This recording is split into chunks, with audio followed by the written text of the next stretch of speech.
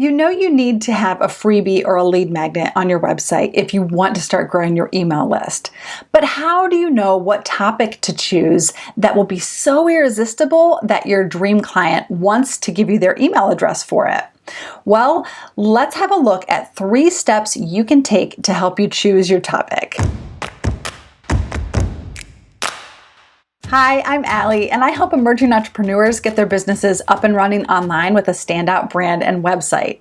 And one of the best ways you can have your website work for your business is to start collecting emails so that you can help to continue the conversation and nurture a relationship with your prospects long after they've left your site.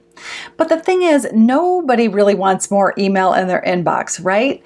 So you've got to come up with a really enticing topic for your lead magnet or your freebie so that they want to give you their email address in exchange for your free gift. So let's have a look at how you can go about finding what topic to use. The first thing you can do is look at your current offerings. You need to decide on what one service you want to lead your audience toward.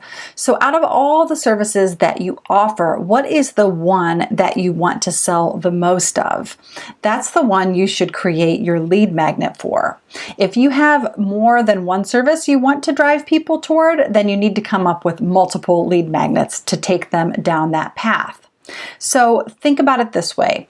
Do you want to lead them toward joining your membership, for example, or maybe toward your one-on-one services? The second thing you need to do is to meet them where they're at. Once you know the end goal that you want to lead your dream client toward, the next thing to think about is where they are at the very beginning of their journey. So you've got to meet them at the exact spot they're at the moment that they come into your world in order to capture their attention.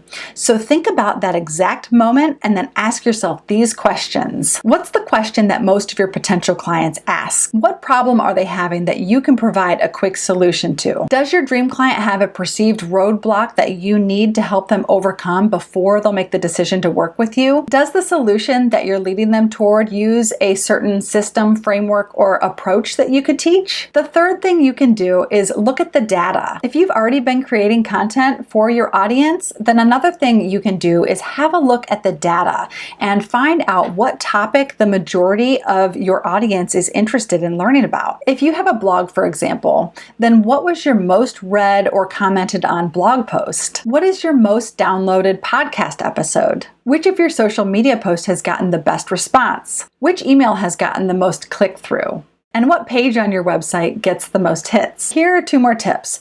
You want to give your prospective client a quick win. So it's a really good idea to make your topic as specific and targeted as possible.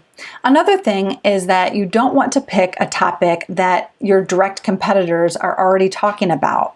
Instead, come up with something unique, or at least approach the same topic in a unique way if you can. You may be tempted to go with the first topic that you think of, but keep in mind that if your audience already knows what you're talking about or they've seen it often, then they probably won't subscribe. So it really pays to put some thought here into what topic you choose. Now, if you're wondering where to include a form for your viewers to get your lead magnet, then click the video that's on your screen right now where I go over 7 places where you can put an email opt-in form on your website.